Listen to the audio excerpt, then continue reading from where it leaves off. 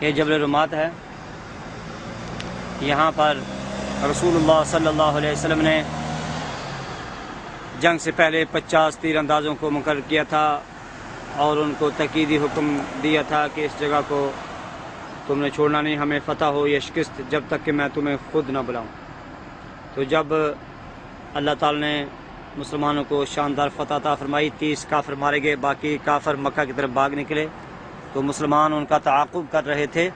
تو یہاں سے 40 صحابہ کرام نیچے اتر گئے، 10 صحابہ کرام اپنی جگہ پر کھڑے رہے. وہ بڑی جان بازی سے لڑے. خالد بن ولید نے جب حملہ کیا وہ بڑی جان بازی سے لڑے یہاں تک کہ وہ شہید ہو گئے. اس کے بعد کفار کی فوج نے مسلمانوں پر یک بار کی حملہ کر دیا. تو جو کافر آگے مکہ کی طرف بھاگ رہے تھے وہ بھی واپس پلٹ پڑے. تو مسلمان درمیان میں آگے. اس وقت 60 صحابہ کرام اور شہید ہو گئے. رسول پاک صلی اللہ علیہ وسلم پر تیروں کی بارش ہو رہی تھی. صحابہ کرام حضور صلی اللہ علیہ وسلم کا دفاع کر رہے تھے. حضرت قتادہ رضی اللہ تعالیٰ عنہ حضور کا دفاع کر رہے تھے یہاں تک کہ ان کی آنکھ کا ڈیلا نکل کر رخسار پر آ گیا. حضور صلی اللہ علیہ وسلم کی بارگاہ میں حاضر ہوئے کہ یا رسول اللہ صلی اللہ علیہ وسلم یہ میری آنکھ زخمی ہو گئی ہے. تو رسول پاک صلی اللہ علیہ وسلم نے وہ ڈیلا لے کر آنکھ میں رکھا اور دعا کی الہی یہ تیرے نبی کی حفاظت کر رہا تھا تو اس کی آنکھ واپس کر دے. وہ فرماتے ہیں کہ وہ آنکھ پہلی آنکھ سے بھی زیادہ خوبصورت اور روشنی والی ہو گئی. اسی طرح حضرت عبداللہ بن جہش حضور کا دفاع کر رہے تھے یہاں تک کہ ان کی ایک تلوار ٹوٹ گئی. تو حضور کی بارگاہ میں حاضر ہوتے ہیں. رسول پاک صلی اللہ علیہ وسلم کو ایک لکڑی عطا فرما دیتے ہیں اور فرماتے ہیں لو اس سے جنگ کرو. فرماتے ہیں میں نے پکڑ کر ہلایا تو وہ تلوار بن گئی. تو حضور صلی اللہ علیہ وسلم کہ آپ نے جو لباس لوہے کا پہنا ہوا تھا اس کی 2 کڑیاں آپ کے رخساروں میں چبھ گئیں. حضرت ابو الدرداء نے آپ کے رخساروں سے وہ کڑیاں اپنے دانتوں سے کھینچی تو ان کے اس صحابی رسول کے دونوں دانت ٹوٹ گئے اور رسول پاک صلی اللہ علیہ وسلم کے رخساروں سے خون بہنا شروع ہو گیا. حضرت ابو سعید خدری رضی اللہ تعالیٰ کے والد مالک بن سنان خدری رضی اللہ تعالیٰ نے حضور صلی اللہ علیہ وسلم کا خون مبارک چوس لیا. حضور صلی اللہ علیہ وسلم نے ارشاد فرمایا کہ جس کے خون میں میرا خون مل گیا ہے اس کو دوزخ کی آگ نہیں چھو سکتی. ایک روایت میں ہے کہ جس نے جنتی دیکھنا ہو اس کو دیکھ لو. سبحان اللہ. تو چنانچہ وہ لڑتے ہوئے تھوڑی دیر کے بعد وہ بھی شہید ہو گئے تھے. تو یہ سامنے مزارات احد ہیں جہاں پر 70 صحابہ کرام مدفون ہیں جن میں رسول پاک صلی اللہ علیہ وسلم کے چچا سیدنا حمزہ رضی اللہ تعالیٰ عنہ بھی ہیں جن کے متعلق حضور صلی اللہ علیہ وسلم نے ارشاد فرمایا کہ جناب جبریل امین نے مجھے خبر دی ہے کہ اللہ تعالیٰ نے حضرت حمزہ کو 7 آسمانوں پر اللہ اور اس کے رسول کا شعر لکھا ہے. تو جب حضور کے غلاموں کی شان یہ ہے کہ ان کے نام آسمانوں پر لکھے ہوئے ہیں، ان کا چرچا آسمانوں پر ہو رہا ہے، تو آقا کا مقام کیا ہوگا. سبحان اللہ. اللہ اللہ شاہ کونین جلالت تیری، فرش کے عرش پہ جاری ہے حکومت تیری. تو حضور صلی اللہ علیہ وسلم نے ان کو اسد اللہ و اسد رسول ہی قرار دیا ہے، ان کو سید الشہداء قرار دیا ہے. اور باقی ان کے علاوہ تمام شہداء یہاں پر اس مقبرے میں دفن ہیں. رسول پاک صلی اللہ علیہ وسلم ان کی زیارت کے لیے آیا کرتے تھے. خلفائے راشدین آتے رہے اور حضرت فاطمہ رضی اللہ تعالیٰ عنہ ہر جمعہ کو آیا کرتی تھی.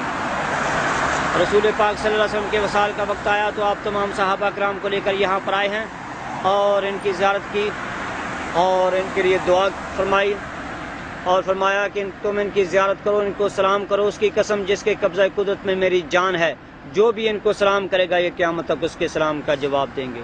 معلوم ہوا کہ شہداء زندہ ہوتے ہیں، وہ ہمارے سلام سنتے ہیں، سن کر جواب عطا فرماتے ہیں، ہماری دعاؤں پر آمین کہتے ہیں. تو جب شہید زندہ ہے تو پھر ہمارے آقا اور نبی صلی اللہ علیہ وسلم کی کیا شان ہوگی. اسی لیے تو امام اہل سنت فرماتے ہیں تو زندہ ہے واللہ، تو زندہ ہے واللہ، تو زندہ ہے واللہ، تو زندہ ہے واللہ، میرے چشم عالم سے چھپ جانے والے. حضور صلی اللہ علیہ وسلم نے یہاں پر دعا کے بعد یہاں پر خطبہ بھی دیا تھا ممبر پر کھڑے ہو کر. چنانچہ بخاری شریف میں حدیث پاک موجود ہے جس کے راوی حضرت عقبہ بن عامر رضی اللہ تعالیٰ عنہ ہیں.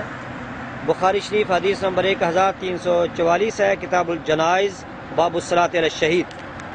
آپ نے ارشاد فرمایا میں تمہارا پیش رو ہوں، یعنی تم سے پہلے جانے والا ہوں، اپنی موت کی خبر دے دی اور فرمایا میں تم پر گواہ ہوں، اور بے شک میری تمہاری ملاقات حوض کوثر پر ہوگی، لیکن میں اپنے حوض کوثر کو یہاں ہی کھڑے ہو کر دیکھ رہا ہوں۔ یہ ہے نگاہ نبوت کہ دور و نزدیک حضور کے لیے یکساں ہیں، مشرق و مغرب کو دیکھتے ہیں، شمال و جنوب کو دیکھتے ہیں، عرش و فرش کو دیکھتے ہیں۔ تو جس آقا کی نگاہ کا یہ عالم ہے وہ اپنے غلاموں کو بھی دیکھتے ہیں، ان کے درود و سلام بھی سنتے ہیں، ان کی فریادیں بھی سبحان سنتے اللہ۔ ہیں۔ بندہ مٹ جائے نہ آقا پہ وہ بندہ کیا ہے، بے خبر ہو جو غلاموں سے وہ آقا کیا ہے۔ اللہ اکبر۔ فریاد امتی جو کرے حال زار میں، ممکن نہیں کہ خیر بشر کو خبر نہ ہو۔ سبحان اللہ۔ حضور صلی اللہ علیہ وسلم نے یہ بھی فرمایا کہ اللہ تعالیٰ نے مجھے زمین کے خزانوں کی چابیاں عطا فرما دی ہیں، اور ارشاد فرمایا واللہ ما خاف علیکم ان تشرکوا بعدی، خدا کی قسم مجھے تم پر ڈر نہیں ہے کہ تم میرے بعد شرک کرو گے، ولیکن اخاف علیکم ان تنافسوا فیہا، ہاں مجھے اس بات کا ڈر ہے کہ تم دنیا میں دلچسپی لو گے۔ حضور صلی اللہ علیہ وسلم قسم کھا کر فرما رہے ہیں کہ مجھے اپنی امت پر شرک اکبر کا ڈر نہیں ہے۔ تو جو کلمہ پڑھ کر کہے کہ حضور صلی اللہ علیہ وسلم کی امت شرک کر رہی ہے، یہ مشرک ہو رہی ہے، تو اس کو اپنے نبی پر ایمان کیسے کامل ہوگا، اس کو نبی کے فرمان پر کیسے یقین ہوگا؟ کیونکہ نبی پاک صلی اللہ علیہ وسلم جو بھی فرماتے ہیں وہ وحی الہی ہوتی ہے، آپ کا فرمان خدا کا فرمان ہے۔ وہ دہن جس کی ہر بات وحی خدا، چشمہ علم و حکمت لاکھوں سلام۔ بلکہ اب جو حضور صلی اللہ علیہ وسلم کی امت کو مشرک کہے گا وہ خود مشرک ہو جائے گا، جیسا کہ حدیث پاک میں موجود ہے۔ ہاں اس امت میں شرک اصغر ہو سکتا ہے، اس بات کی نبی پاک صلی اللہ علیہ وسلم نے خبر دی ہے کہ ریاکاری ہوگی، دکھلاوا ہوگا، لیکن میری امت بتوں کو نہیں پوجے گی، درختوں کو نہیں پوجے گی، سورج اور چاند کو نہیں پوجے گی، نبی پاک صلی اللہ علیہ وسلم اس کی گارنٹی اور ضمانت دے کر کے۔ تو ہمیں اسلام کو اللہ تعالیٰ سمجھنے کی توفیق دے۔ آمین ثم آمین۔ بجائے نبی کریم صلی اللہ علیہ وسلم۔